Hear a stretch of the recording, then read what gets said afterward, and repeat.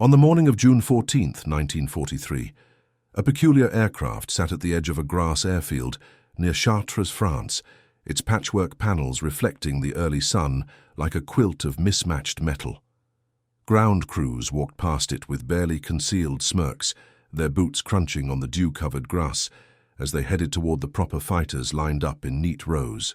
They had no idea that within hours, this ridiculous-looking machine would rewrite everything they thought they knew about aerial combat. Before we dive into this story, make sure to subscribe to the channel and tell me in the comments where you are watching from. It really helps support the channel. What those skeptical mechanics and seasoned pilots were about to witness would become one of the most extraordinary demonstrations that sometimes the most unconventional solutions produce the most remarkable results.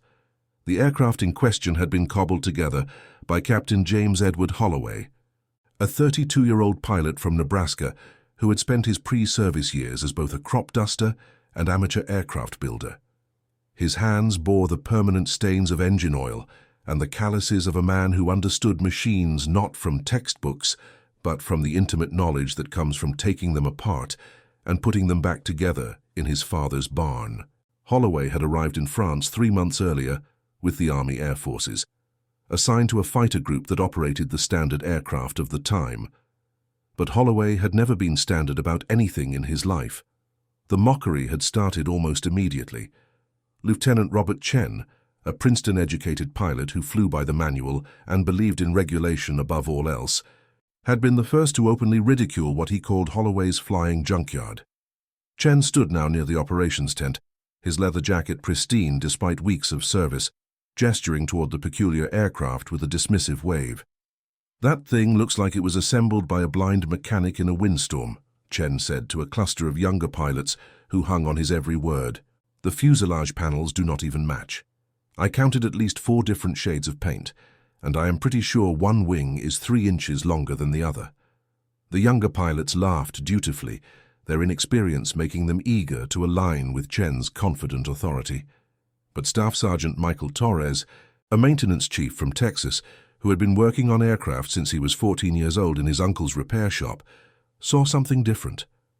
Torres had watched Holloway work on his creation for weeks, often staying late into the night when regulations technically forbade such personal projects. What Torres observed was not carelessness, but rather an almost obsessive attention to unconventional detail. "You fellows are looking at the paint," Torres said quietly, wiping his hands on a rag that had long since given up any pretense of cleanliness. "You should be looking at what is under it. That engine has been modified in ways I have never seen before. The man understands airflow like he can see it moving." Chen snorted with derision. Airflow theory from a crop duster. How comforting. When the German forces of that era send their fighters, I am sure they will be terrified of his superior barnyard engineering. What none of them knew, what could not have been apparent from the aircraft's ungainly appearance, was that Holloway had spent 2 years before the conflict studying every aviation journal he could acquire, corresponding with engineers across the country, and testing modifications on his own aircraft back home. His crop dusting business had been remarkably successful, precisely because his planes could do things that others could not: fly lower, turn tighter, operate in conditions that grounded conventional aircraft. The war had interrupted his work, but it had not stopped his thinking. Holloway himself rarely engaged with the mockery. He was a man of few words, preferring the company of machines to people, finding their logic more reliable than human social dynamics. But he listened, and he remembered. When Captain Martin Dresden, the squadron operations officer, had initially refused to authorize flights in the modified aircraft, Holloway had simply waited, continuing his improvements, knowing that opportunities arise for those prepared to seize them. That opportunity came on June 13th, when mechanical failures grounded nearly 40% of the squadron's standard fighters. The group had been tasked with providing air cover for ground operations, advancing toward the coast, and suddenly they found themselves desperately short of operational aircraft. Dresden, a pragmatic officer who valued results over appearances, had approached Holloway in the maintenance hangar where the captain sat adjusting something deep in his engine compartment. "Holloway," Dresden had said, his voice carrying the weight of a man making a decision he knew others would criticize, I need every aircraft we can get airborne tomorrow. Is your project flyable? Holloway had emerged from the engine compartment, his face streaked with grease, his eyes bright with the particular intensity of someone who had been waiting for exactly this question for a very long time. She is more than flyable. Sir, Holloway had replied, she is ready. Dresden had nodded slowly, making calculations that balanced desperate need against potential disaster. Then, get her ready for a dawn patrol. You will fly the perimeter sweep with Lieutenant Morrison and Sergeant Hayes. Stay at altitude, observe and report. Nothing fancy. Nothing fancy was precisely what Holloway had agreed to, even as both men understood that the aircraft sitting in that hangar was designed for something very different from simple observation. Now, as the sun climbed higher on the morning of June 14th, Holloway completed his pre-flight inspection with the methodical care of someone who had built every system he was now checking. His fingers traced along modification points that represented hundreds of hours of work. The engine, salvaged from a transport aircraft that had been deemed beyond repair, had been extensively reworked to produce nearly 20% more power than its original specifications. The wings, which Chen had mockingly noted were mismatched, were actually carefully modified for differential lift characteristics that Holloway had calculated would provide unprecedented maneuverability at lower speeds. The cockpit, sparse by the standards of military aircraft, contained only the instruments Holloway deemed essential. He had removed everything else, reducing weight and complexity. A small photograph tucked into the instrument panel showed a young woman standing next to a biplane in front of a red barn. His wife Sarah, who had spent countless evenings handing him tools and listening to his theories about fluid dynamics and wing design. Lieutenant David Morrison approached, his boots clicking on the hardstand. Morrison was 24 years old, a former engineering student who had left MIT to join the service. Unlike Chen, Morrison possessed a quiet respect for unconventional thinking, perhaps because his own academic career had been built on challenging established theories. Interesting modifications, Morrison said, genuinely curious rather than mocking. The wing angle on the port side appears deliberately asymmetrical. Holloway nodded, appreciating the observation. Compensates for engine torque at low speeds, gives me an extra 2 degrees of turn radius when things get tight. Morrison considered this, running calculations in his head. That should theoretically work, though I imagine it makes level flight somewhat challenging. Level flight is for transport aircraft, Holloway replied with the faintest suggestion of a smile. Fighters need to change direction. They were joined by Sergeant William Hayes, a 38-year-old pilot who had flown in the previous global conflict and understood that survival often depended on being unpredictable. Hayes had been watching Holloway's project with interest, recognizing in the younger man the same stubborn independence that had kept Hayes alive through years when many of his contemporaries had not been so fortunate.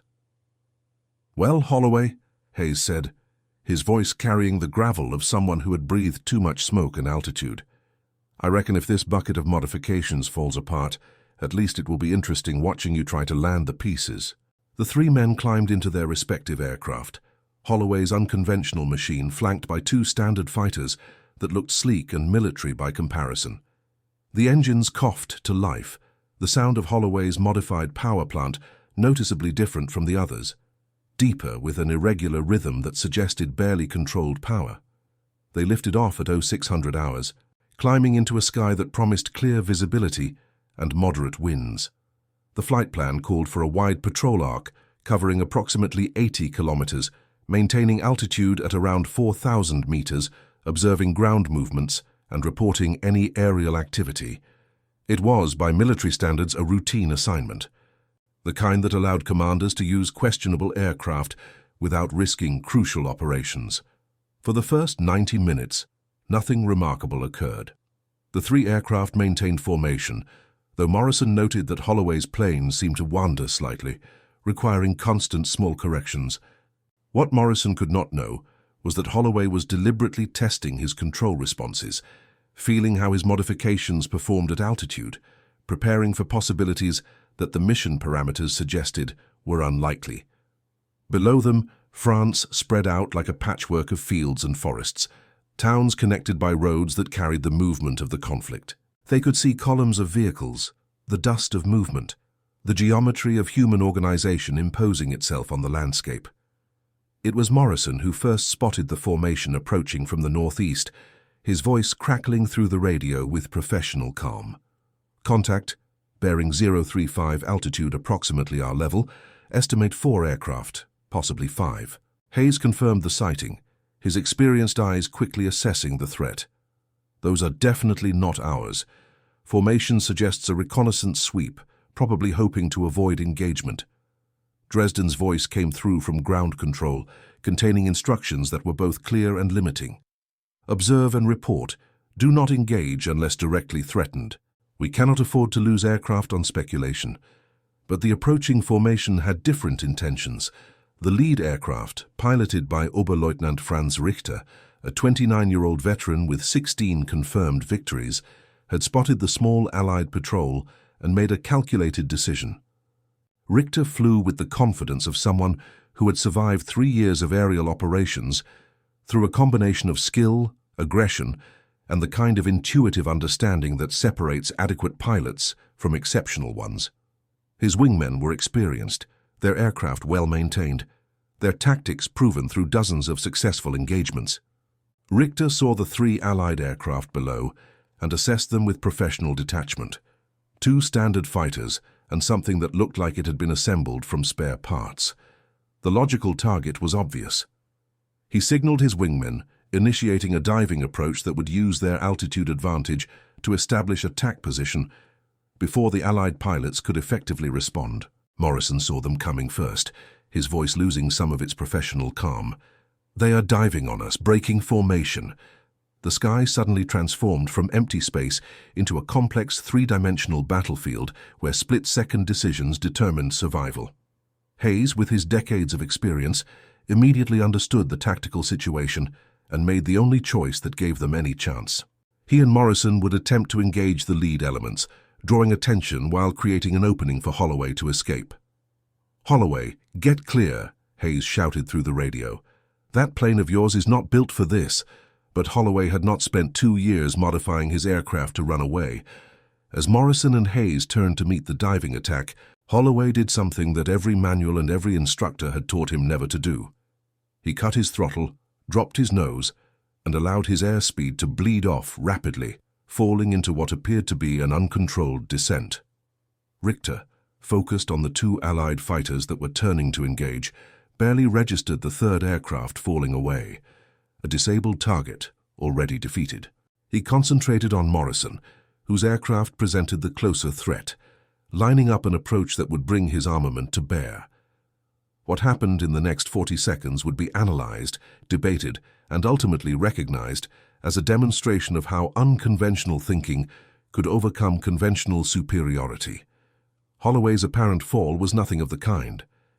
As his airspeed decreased, his modified wing design created lift characteristics that standard aircraft could not replicate. He was not falling out of control. He was maneuvering in a flight regime that his modifications had been specifically designed to exploit. At what seemed like impossibly low speed, Holloway pulled his nose up, the asymmetric wing design giving him a turn radius that physics should not have allowed.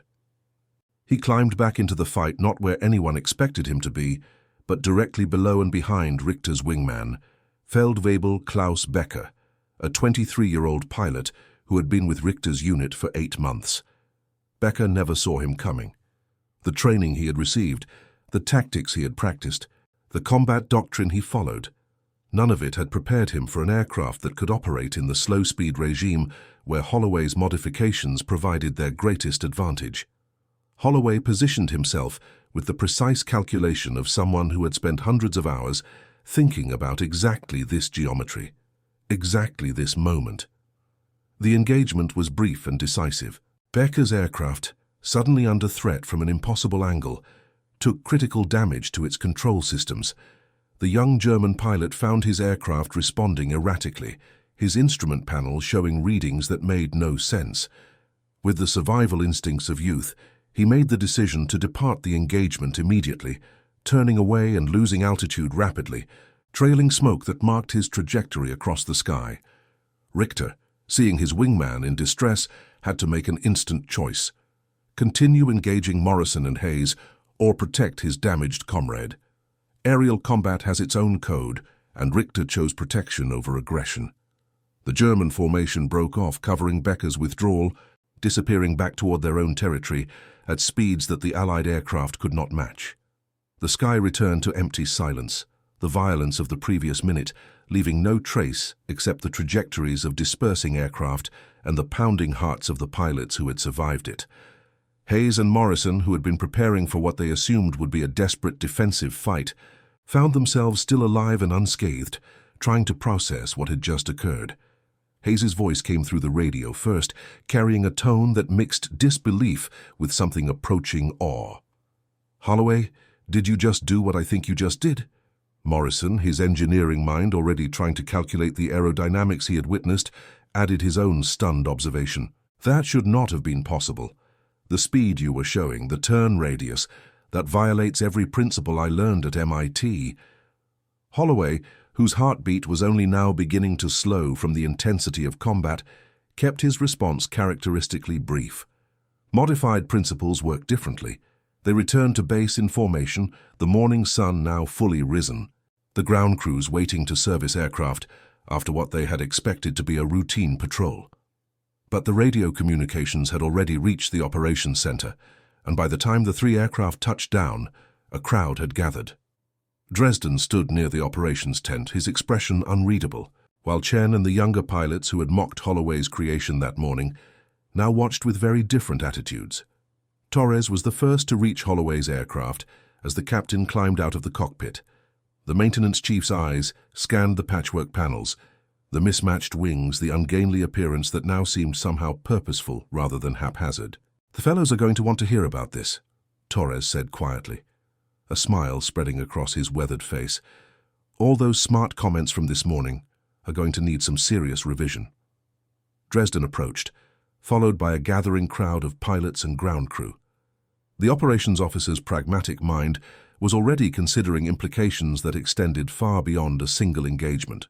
Morrison provided a detailed account of the encounter, his engineer's precision describing speeds, altitudes, and most importantly, the seemingly impossible maneuvering that Holloway's aircraft had demonstrated.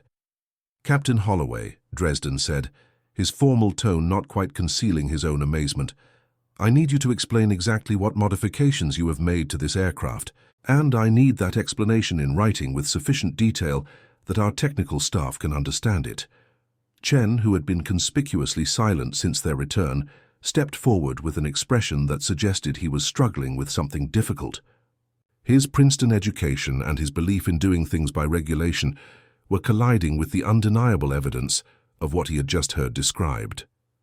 "I owe you an apology, Holloway," Chen said, his voice carrying more genuine humility than anyone had previously heard from him. "I was wrong, completely and thoroughly wrong." Holloway looked at the lieutenant for a long moment, then nodded once. Appreciation accepted. Next time, maybe look at the engineering before dismissing the appearance. Over the following weeks, technical specialists descended on the base to examine Holloway's modifications. What they found was a masterclass in practical aeronautical engineering that bridged theoretical knowledge with hands-on experimentation. The engine modifications alone represented innovations that would later influence post-conflict aircraft design. The wing modifications, initially dismissed as asymmetric errors, proved to be carefully calculated adjustments that exploited boundary layer effects in ways that academic aerodynamicists had not fully considered. But more significant than the technical details was the psychological impact. Pilots who had relied entirely on following standard procedures began experimenting with unconventional approaches. Ground crews who had dismissed ideas that came from outside official channels started listening more carefully to suggestions from unexpected sources. The rigid hierarchy of military aviation began to incorporate a grudging respect for innovation that originated from grassroots experience rather than top-down directives. Becker, the young German pilot whose aircraft had been damaged in the encounter, managed to land successfully at his home base, though his machine required extensive repairs. In his after-action report, carefully reviewed by Richter, he described being engaged by an Allied aircraft operating at speeds and in flight regimes that contradicted known performance characteristics. The report made its way up the German command structure, creating confusion among intelligence analysts who could not reconcile the described capabilities with their understanding of Allied aircraft types. Richter himself, in his own more detailed assessment, noted that the engagement had demonstrated something he had long suspected, that technical superiority could be overcome by tactical innovation. His report included a recommendation that German pilots be trained to expect unconventional approaches from Allied forces, acknowledging that creativity in combat could compensate for numerical or technical disadvantages.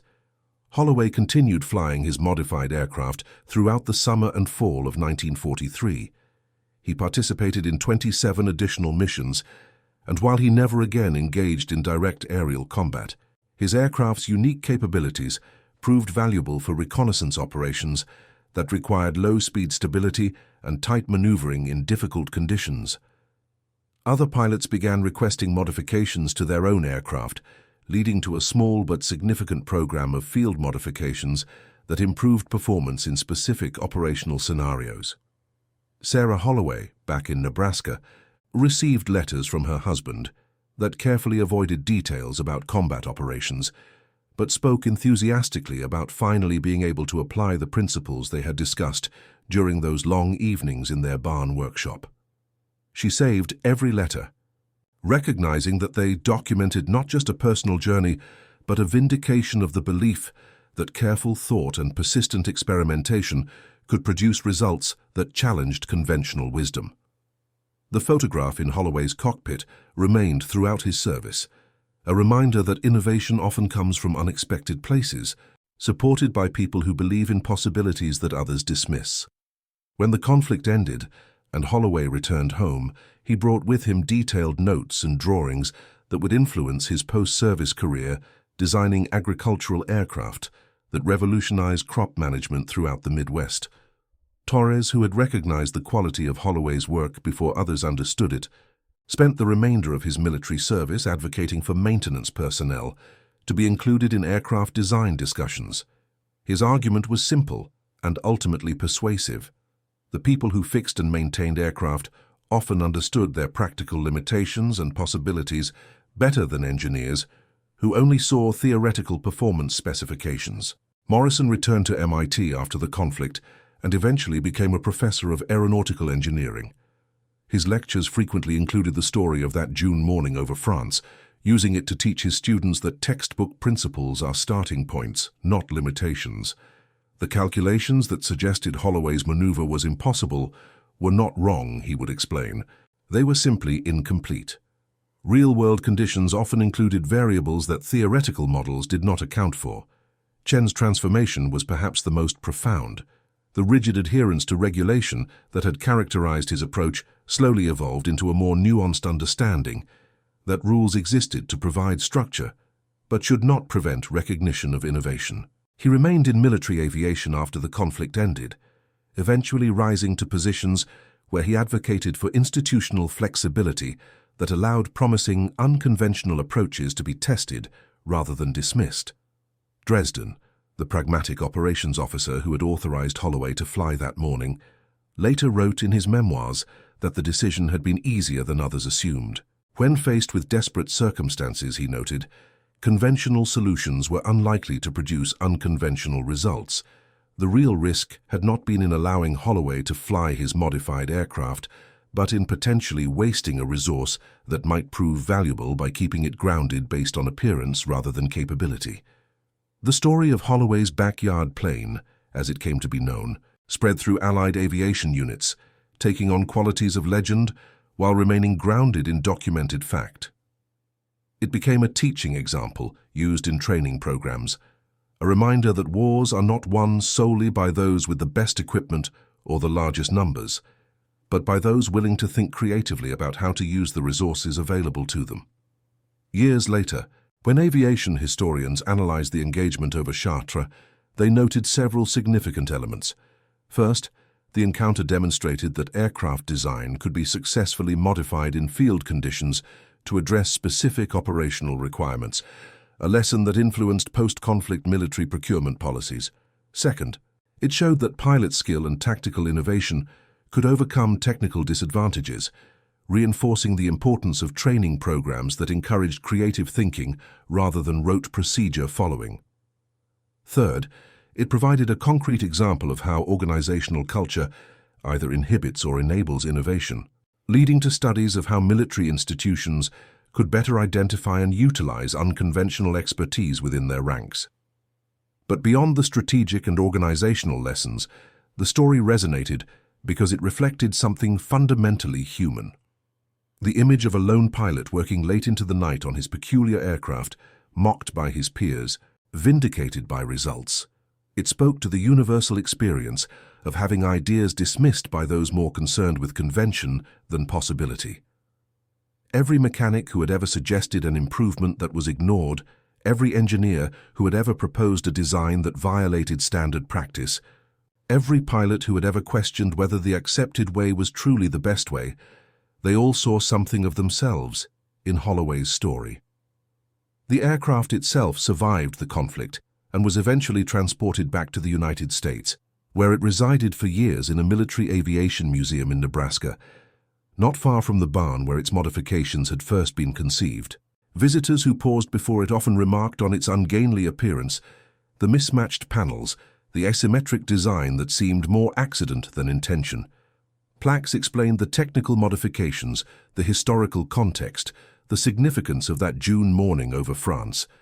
But the deeper lesson was less easily captured in museum text, that innovation often arrives wearing unexpected clothes, speaking with unfamiliar accents, coming from places that established authorities do not think to look. Holloway himself rarely spoke publicly about his wartime experiences. He returned to crop dusting and aircraft modification, building a successful business that employed dozens of people, and introduced farming techniques that significantly improved agricultural efficiency throughout the region. When occasionally asked about that morning over France, he would provide brief, factual responses that emphasized the engineering principles involved rather than the drama of combat. He had never sought recognition or vindication, had never needed external validation to know that his ideas were sound. The mockery had never truly bothered him because he understood something that his critics had not, that ultimately, results speak with authority that opinions cannot match. And that concludes our story. If you made it this far, please share your thoughts in the comments. What part of this historical account surprised you most?